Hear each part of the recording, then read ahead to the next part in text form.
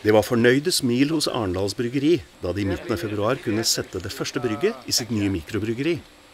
Med seg på laget hadde de fått ingen ringere enn Kjetil Gikøyn, en av mikrobrygeribølgens aller første gründere. Nå har han leiet seg inn i den nye storsatsingen og har spennende planer på gang. Kjetil, du er jo en kjent ølfagmann, og du har din bakgrunn fra Nøgen og Ø som du var med å starte. Og nå står du i Arendal. Hva i all verden har skjedd? Nei, det som har skjedd er vel at jeg og min kone fant ut at vi har lyst til å gjøre noe nytt og spennende. Så vi har kjøpt noen mål med vinmark på Kreta. Og der skal vi starte med vin, men vi skal også fortsette med øl. For det er noe med at når du har jobbet med øl så lenge, så kan du ikke bare forlate det. Så vi har ikke fått satt opp produksjonsfasilitetene våre enda, og det tar litt tid. Og da følte vi at nå må vi gå i gang, vi må bygge brandet, vi må komme på markedet med produktene våre med en gang, føler vi. Følte at liksom, det er nå det skjer. Og da brygger vi her hos Arendals Bryggeri. Det er jo kjempegøy egentlig, for det er liksom i nabolaget, kjenner dem godt, har vært i dialog med folk her lenge. Og okay. Du er den første bryggeren som tar dette nye anlegget i bruk. Ja. Hvordan har det fungert, synes du? Det fungerer stort sett bra, men det er alltid sånn at det er noen barnesykdommer med et nytt anlegg, så stadig så finner man ut at liksom, oi, her kan vi gjøre en forbedring og sånne ting. Men det er også noe av det som er gøy, da, for lov til å være en del av den forbedringsprosessen, ikke sant? Og ikke bare komme til noe som er ferdigskapt, men noe man kan også være med å forme. Men det ølet du brygger her, Kjetil, hva slags øl er det? I dag så brygger vi en porter. Vi kommer til å brygge mye forskjellig. Vi som driver med det som vi kaller for craft beer, ikke sant? Håndverksøl, ja, la oss kalle det håndverksøl. Vi er jo veldig opptatt av kreativitet, vi er opptatt av mangfold.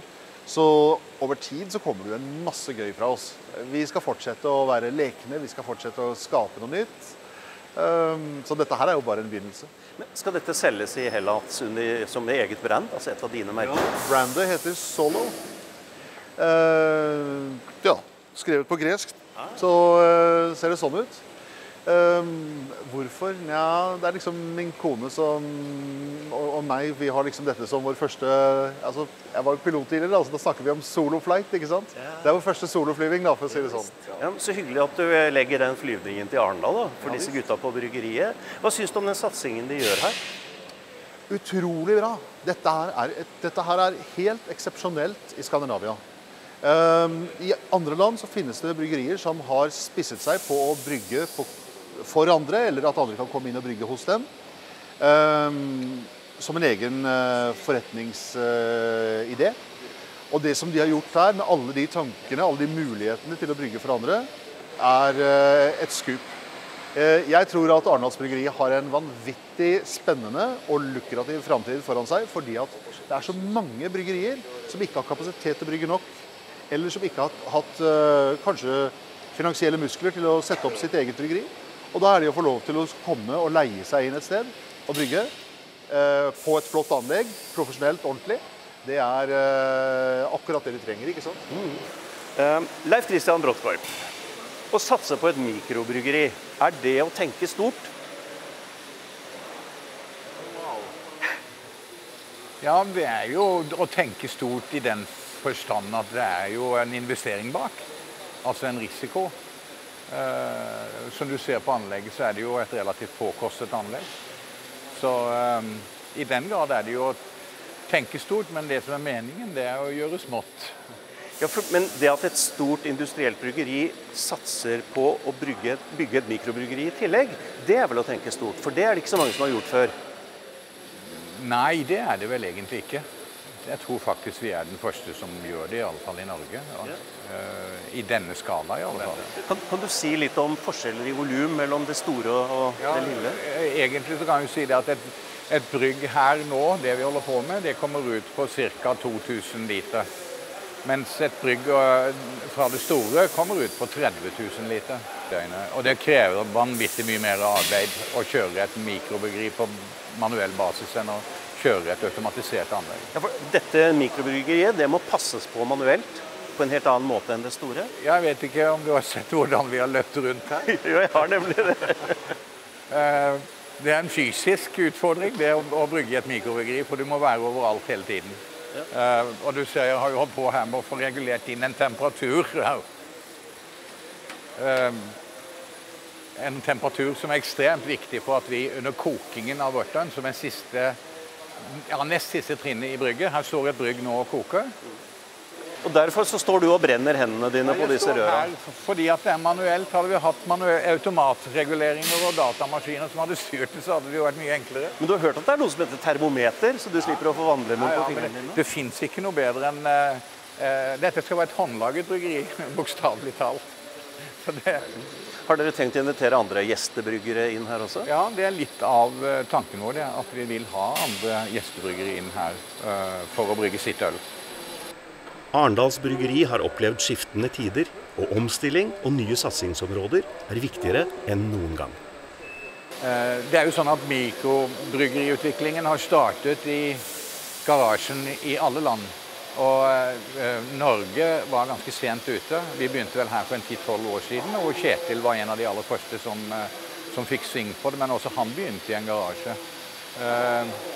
Og det er fortsatt liksom en vekst i antall bryggerier, men fortsatt så har de ikke volumkapasitet.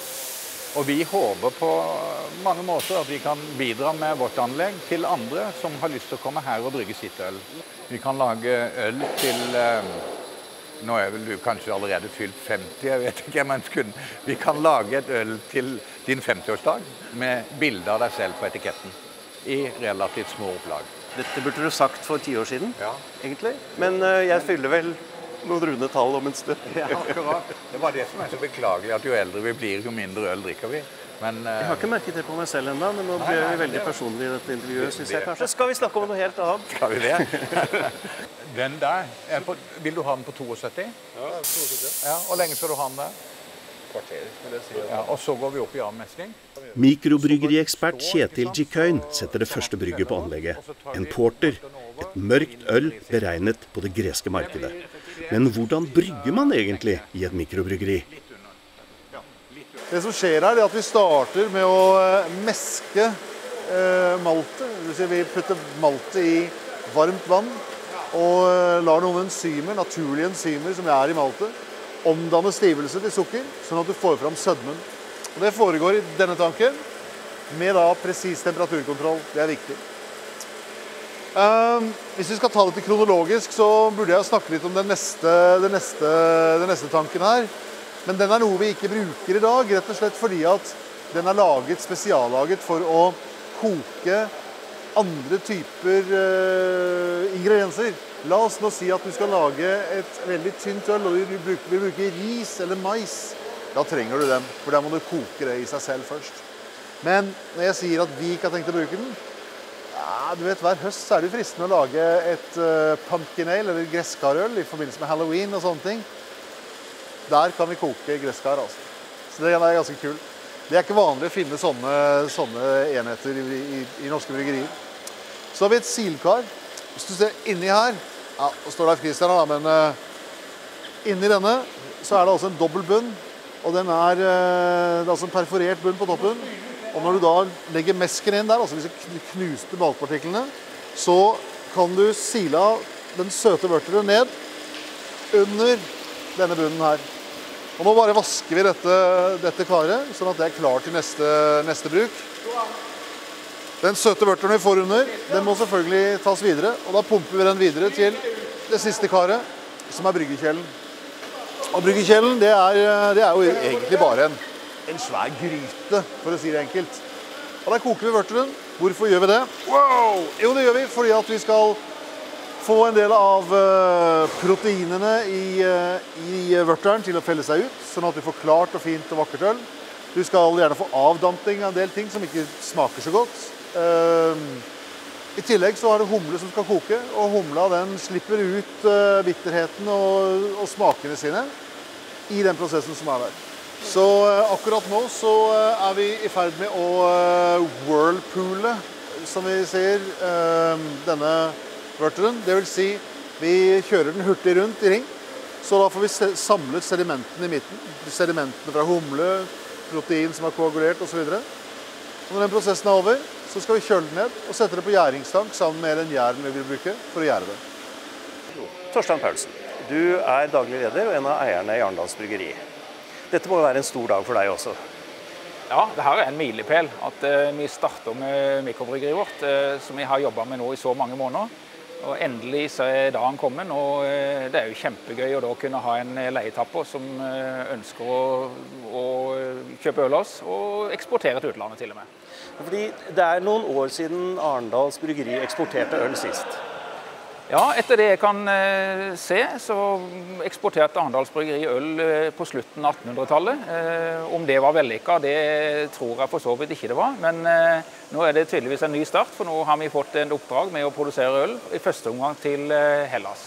Når du snakker om ny start, Torstein, det skjer jo litt på resten av bryggeriet også. Det er jo ikke bare et nytt mikrobryggeri. Dere har gjort veldig mye her. Kan du fortelle litt om det?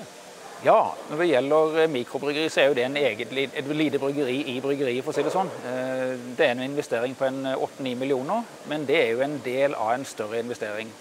Totalt så har vi investert bortimot 25 millioner kroner i nytt utstyr for å møte fremtiden. I det så ligger det en investering i en ny tappemaskin, som er en fantastisk maskin med store muligheter. Både glassflasker, plastflasker med og uten skrukork, og kan tappe ulike typer drikker. Så det er jo et kvantesprang.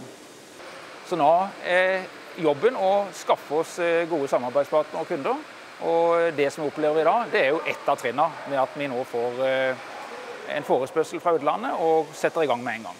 Så det er kjempehyggelig. Men vi har jo sett tegn til nye takter fra bryggeriet de siste årene. Det har jo kommet et nytt ølmerke blant annet. Ja, vi lanserte en 1839, som ikke er tilfeldig valgt på årstallet. Det er vårt stiftelsesår. Arendals Bryggeri er jo som kjent Norges nest eldste bryggeri fra 1839. Og vi synes det var veldig naturlig å bruke 1839 som vårt hovedprodukt. Så Arendals 1839, det er en viktig øl for oss. Hvordan ser det ut? Kan du lukte noe nå, eller? Ja. Absolutt, lukter godt. Dette kommer på markedet forhåpentligvis helt på slutten av mars måned i Hellas. Og du har allerede arrangert med charterflyvninger fra Kjevik og ned? Kanskje det er det neste.